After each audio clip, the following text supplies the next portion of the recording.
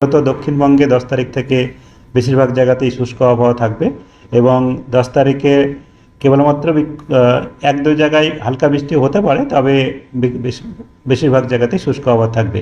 আর উত্তরবঙ্গের ক্ষেত্রে উত্তরবঙ্গের উপরের জেলাগুলোতে, মানে আমাদের সিকিমের সীমান্তবর্তী এলাকায় দার্জিলিং, জলপাইগুড়ি, কালিম্পং এইসব জেলাগুলোতে বিক্ষিপ্তভাবে 1-2 জায়গা করে বৃষ্টিপাত 10, 11, 12 এবং তারপরে কন্টিনিউ করবে। বাকি জেলাগুলোতেও মূলত শুষ্ক আবহাওয়া থাকবে।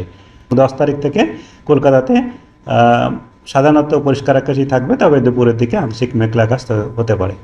তাপমাত্রার যেটা বলা হয়েছে, আগামী 2 দিনে তাপমাত্রা তেমন তারতম্য হবে না।